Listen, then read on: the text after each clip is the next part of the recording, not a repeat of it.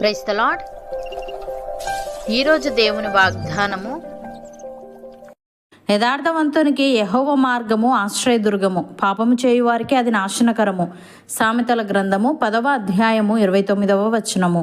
సహోదరి సహోదరులారా, ఈ వాక్యం దేవుని మార్గము లేదా దేవుని నియమాలు ఒక వ్యక్తి జీవితంలో ఎలాంటి ప్రభావాన్ని చూపుతాయో వివరిస్తుంది.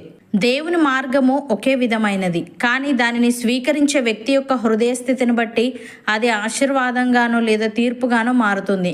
ఈ వాక్యాన్ని లోతుగా అర్థం చేసుకోవడానికి దీన్ని 2 ప్రధాన భాగాలుగా చూడవచ్చు. మొదటిగా, యథార్థవంతునికి యెహోవా మార్గము ఆశ్రయదుర్గము అని ఉంది. యథార్థవంతుడు అంటే దేవుని చిత్తాన్ని తన జీవిత మార్గంగా చేసుకున్నవాడు. అటువంటి వ్యక్తికి దేవుని మార్గమే ఒక ఆశ్రయదుర్గము వలె ఉంటుంది. లోకంలో సమస్యలు, కష్టాలు ఎన్ని వచ్చినా దేవుని మార్గంలో నడిచేవారికి ఆయన ఒక బలమైన కోటగా ఉంటాడు. వారు దేవుని రక్షణలో సురక్షితంగా ఉంటారు. యథార్థంగా ఉన్నప్పుడు దేవుని హస్తం మనకు తోడుగా ఉంటుంది. ఆ దైవిక మార్గమే మనల్ని ప్రతి ఆపద నుండి కాపాడుతుంది. ఉదాహరణకు, నోవహు కాలంలో లోకమంతా చెడుతనంతో నిండిపోయింది. కానీ నోవాహు తన తరములో యథార్థవంతుడిగా దేవునితో నడిచిన వ్యక్తిగా ఉన్నాడు. దేవుడు అతనికి ఓడను నిర్మించమని చెప్పినప్పుడు అతను లోకపు ఎగతాళిని లెక్క చేయకుండా దేవుని మార్గంలోనే నడిచాడు. జలప్రలయం వచ్చినప్పుడు ఆ ఓడే అతనికి, అతని కుటుంబానికి ఆశ్రయదుర్గంగా మారి ప్రాణరక్షణనిచ్చింది.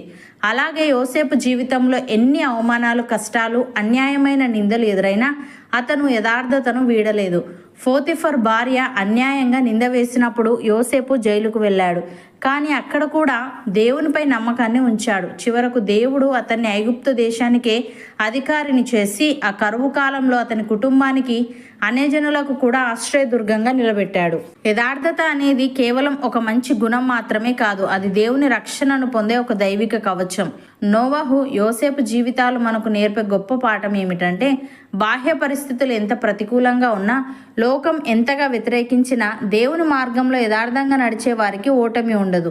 దేవుని మార్గంలో నడవడం అంటే సమస్యలు లేని మార్గంలో వెళ్ళడం కాదు. సమస్యలు ఉన్నా దేవుని తోడుతో క్షేమంగా బయటపడడం. మనం యథార్థంగా ఉన్నప్పుడు దేవుడు మనకు కేవలం సహాయం చేసేవాడు మాత్రమే కాదు, ఆపదలో మనకు తలదాచుకునే బలమైన కోటగా ఉంటాడు. యథార్థత మనల్ని కష్టాల నుండి రక్షించడమే కాకుండా దేవుని ప్రణాళికలో మనల్ని ఒక ఆశీర్వాదకరమైన ఉన్నత స్థితికి చేరుస్తుంది. రెండవదిగా, పాపము చేయువారికి అది నాశనకరము అని ఉంది. దేవుని మార్గము పరిశుద్ధమైనది. పాపము చేసేవారు ఆ మార్గంలో నడవలేరు. వారికి దేవుని ఆజ్ఞలు, ఆయన మార్గదర్శకత్వం భారంగా కనిపిస్తాయి. వారి పాపపు ప్రవర్తనే వారికి వినాశనాన్ని తెస్తుంది. దేవుని మార్గాన్ని తిరస్కరించేవారు, అడ్డదారులు తొక్కేవారు చివరికి తమ సొంత పాపాల వల్లనే పతనమవుతారు. దేవుని వెలుగు వారి పాపపు క్రియలను బట్టబయలు చేస్తుంది. పాపం చేసేవారికి దేవుని మార్గము ఆశ్రయం ఇవ్వదు, ఎందుకంటే వారు దేవుని వెలుగు నుండి దూరంగా పరిగెడుతుంటారు. ఉదాహరణకు, కయ్యను దేవుని మార్గాన్ని కాదని తన హృదయంలో అసూయకు చోటిచ్చాడు. దేవుడు అతన్ని హెచ్చరించినా అతను పాపపు మార్గాన్నే ఎంచుకున్నాడు. తన సోదరుడైన హేబేలును చంపడం ద్వారా కయ్యను దేవుని సన్నిధికి దూరం అయ్యాడు. ఆ పాపమే అతన్ని జీవితాంతం పారిపోయేవాడిగా, ఆశ్రయం లేనివాడిగా మార్చేసింది. పాపం అతని జీవితాన్ని వినాశనం వైపు నడిపించింది. అలాగే సౌలు ఇజ్రాయేలుకు మొదటి రాజుగా నియమితుడైన తన సొంత ఇష్టాన్ని దేవుని ఆజ్ఞ కంటే గొప్పదిగా భావించాడు. దేవుని మార్గంలో నడవకుండా అజ్ఞాతాన్ని పాటించాడు. దేవుని వాక్యాన్ని తృణీకరించడం వల్ల దేవుడు సౌలును విడిచిపెట్టాడు.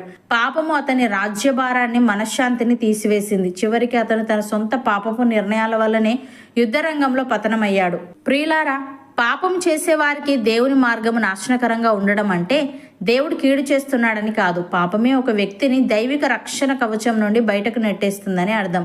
ఎవరైతే దేవుని పరిశుద్ధ మార్గాన్ని తిరస్కరించి స్వయంకృత అపరాధాలతో అడ్డదారులు తొక్కుతారో వారు తామే స్వయంగా వినాశనానికి తలుపులు తెరుచుకుంటారు.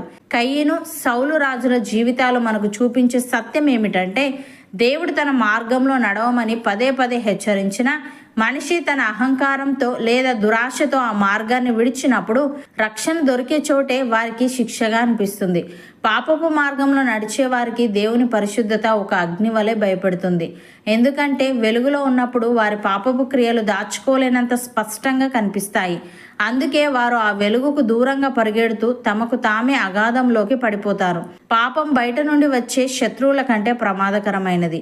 అది మనిషి అంతరాత్మను, దేవునితో ఉన్న సంబంధాన్ని దెబ్బతీసి చివరికి అతన్ని ఆశ్రయం లేని స్థితిలో నిలబెడుతుంది. సహోదరి సహోదరులారా, ఈరోజు మీ జీవిత ప్రయాణంలో దేవుని మార్గాన్ని ఎంచుకున్నారా? నా పనులు, నా వ్యాపారాలు దేవుని చిత్తానికి అనుగుణంగా ఉన్నాయా అని ఆలోచిస్తున్నారా? అయితే ధైర్యం తెచ్చుకోండి. మీరు యథార్థంగా ఉండాలని నిర్ణయించుకుంటే దేవుడే మీకు ఆశ్రయదుర్గంగా మారతాడు. మీరు చేపడుతున్న పనులలో, మీ ప్రయత్నాలలో మరియు మీ లావాదేవీలన్నీ యథార్థతతో కూడినవిగా ఉంచండి. అప్పుడు మీ ప్రయత్నాలన్నీ దేవుని రక్షణలో భద్రంగా ఉంటాయి. ఏ ఆటంకాలు మిమ్మల్ని కదిలించలేవు, ఎందుకంటే దేవుడే మీ కోట. యెహోవా మార్గము మీకు ఆశ్రయదుర్గముగా ఉండునుగాక. మీ ప్రతి అడుగులో ఆయన రక్షణ మీకు తోడు ఉండునుగాక. మీరు ఎల్లప్పుడూ దేవుని కృపలో సురక్షితంగా వర్ధిల్లుదురుగాక. అవును అన్నవారు నాతో పాటు ప్రార్థనలో ఏకీభవించండి. పరిశుద్ధుడా, ప్రేమగల తండ్రి, యథార్థవంతునికి నీ మార్గము ఆశ్రయదుర్గమని, పాపము చేయువారికి అది నాశనకరమని, నీ మార్గము ఒకే విధమైనది, కానీ దానిని స్వీకరించే వ్యక్తి యొక్క హృదయస్థితిని బట్టి అది ఆశీర్వాదంగానో లేదా తీర్పుగానో మారుతుందని నీవు సెలవిచ్చావు. తను నీకు స్తుతులు. దేవా, యథార్థత అనేది కేవలం ఒక మంచి గుణం మాత్రమే కాదని, అది నీ రక్షణను పొందే ఒక దైవిక కవచమని, నీ మార్గంలో నడవడం అంటే సమస్యలు లేని మార్గంలో వెళ్ళడం కాదని, సమస్యలు ఉన్నా నీ తోడుతో క్షేమంగా బయటపడటం అని నీవు సెలవిచ్చావు గనుక నోవహు వలె లోకపు ఎగతాళిని లెక్క చేయకుండా, యోసేపు వలె ఎన్ని కష్టాలు ఎదురైనా నీ అందు యథార్థతను కాపాడుకునే మనస్సును కలిగి ఉండుటకు సహాయము దయచేయమని, ఎవరైతే నీ పరిశుద్ధ మార్గాన్ని తిరస్కరించి స్వయంకృత అపరాధాలతో అడ్డదారులు తొక్కుతారో వారు తామే స్వయంగా వినాశనానికి తలుపులు తెరుచుకుంటారు గనుక, కయ్యను మరియు సౌలుల వలె అహంకారముతో లేదా స్వార్థముతో మేము ఎన్నడూ పాపపు మార్గమును ఎంచుకోకుండా, నీ వెలుగు నుండి మేము ఎన్నడూ దూరంగా పారిపోకుండా ఎల్లప్పుడూ నీ పరిశుద్ధతలో నడిచే వారంగా ఉండుటకు కృపచూపమని, ఈ వాగ్దానాన్ని విశ్వసిస్తున్న ప్రతి ఒక్కరిని నీవు దర్శించి వారి యథార్థతను చూసి వారి జీవితాల్లో ఉన్నతమైన ఆశీర్వాదాలను సమృద్ధిగా కుమ్మరించమని యేసుక్రీస్తు నామములో ప్రార్థిస్తున్నాము తండ్రి. ఆమెన్.